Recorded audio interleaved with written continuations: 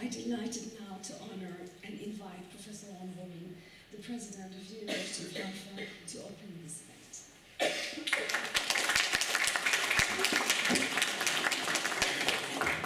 Thank you. Good evening to our distinguished guests. Good evening to this wonderful audience who is here with us today. So let me try and connect the three aspects of this event today. The exhibition, the Weiss Livnat Center, and the university in general. So as you may know, we pride ourselves as being a university where we combine disciplines, we combine technology with history. We call ourselves, as you may know, a multiversity. And behind this term multiversity lies the idea of combination of disciplines, combination of technologies, combination of history, and combination of the future. And while this exhibition deals with the history, it makes no sense if we don't tie it into the future. And while this exhibition is based on documents, we need very much to see how we can use technology in order to make sure that something that is disappearing from public consciousness remains with us for a long time in the future. And so here we are, recognizing the role of righteous Gentiles during the course of the Holocaust. And we are faced, though, with an issue that is larger and more pertinent to many people living today. How does the Holocaust, or how does the history of the Holocaust play into our understanding of democracy today? And because the Holocaust, or our remembrance of the Holocaust, cannot just be a remembrance of a historic event.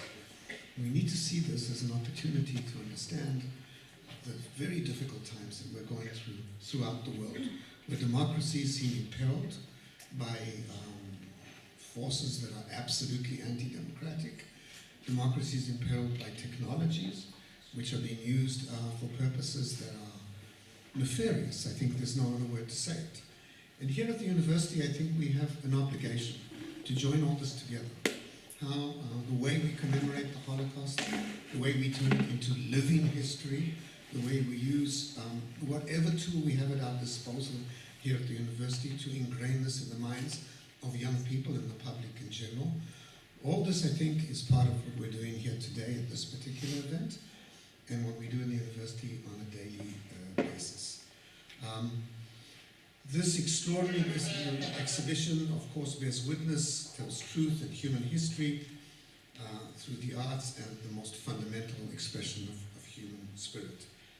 The Weiss Livnat Center, which is named after the late Yitzhak Livnat, Doron and Marianne here representing the family.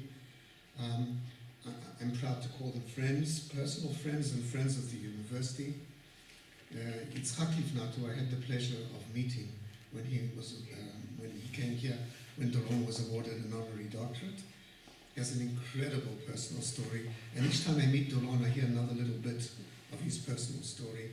He shared it with the students in the international program that we have here. He did his fair share of fighting against current trends that are so disturbing to us all. His family here continues his admirable tradition, and he'll always be remembered for choosing us to be the repository of his memory and of this fight against anti-democratic trends, which we see, of course, in the Holocaust, and we see, of course, right now. As the president of this university, as a Jew, as an individual, as a human being, I thank the Weiss Livnat Center from the bottom of my heart. I thank the Swiss ambassador for his efforts here.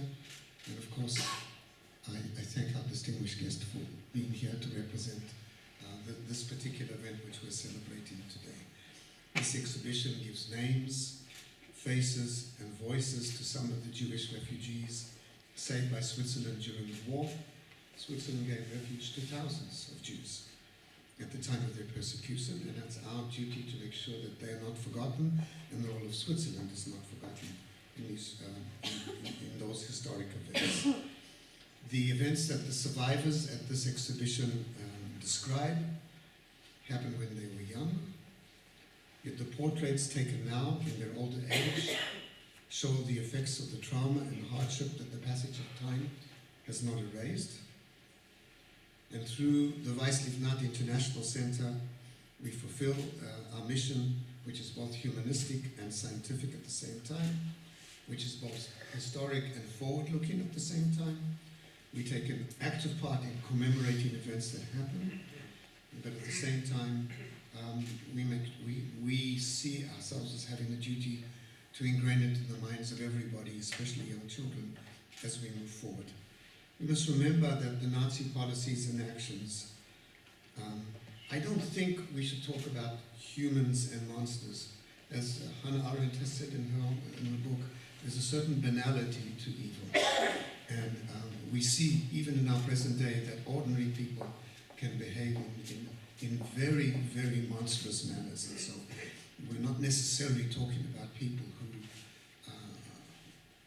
were monsters. They were people who lived in a certain culture, in a certain time, and that produced monstrous events, of course. And it's our duty to understand that, how that happened, to make sure that it never, ever happens again. It's the only way to do justice to Holocaust victims, and it's the only way to do justice to those who are here among us and put great efforts into making sure that such events never happen again. We're here to defend democracy as we know it in very crucial times, but remember historic events that led elsewhere. And so, once again, thank you for coming here, and I have great pleasure in opening this exhibition to you all. Thank you.